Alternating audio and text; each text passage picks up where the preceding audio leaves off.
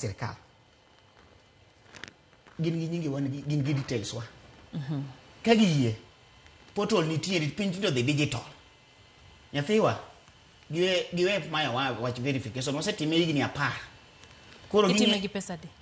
verification to no gima mai pesa en mane dhi timo photocopy ngado kwa ID ikwe gik magin go nyaka nitim ngaya pod sirkal ok koro chal ka gimiterie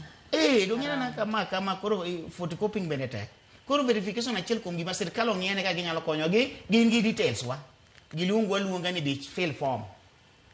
isebodhe field moromo namba 2 Lydia ka gidwa ndiko maber mondo obed transparent mondo wabed well convinced makata kadong awuode umabe kama ayena dong gigi miluongo ni merit atieko higa mane year of graduation katieko 2010 onge tende kao ja 2015 Lydia ko ikawo ja 2010 kisa kawo ja 2010 gino be in progress kamano nonge ngabro lalamika kaso ka gichagi akanyo ka gino ni koro gichagi dondwa kabisa ngi piwande en piwan gichagi nyinti kalo maro manade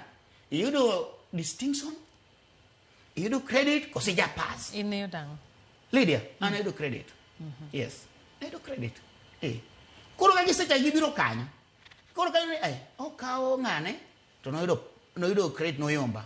I'll be convinced koro ka ginyalo ng'iyo gikawo ji according to the year of graduation makata ka chance wuok to ok nwabed gi malalamisi ngech wambwa gombo ni ng'amane ni mbelecha ing'ini ng'ano kuongo ni giga Lidi ing'ini gina dingo retirement age weri gima na tulo kendo ka ng'wana okone go ilungi ni ng'ato ing'ini ni at 55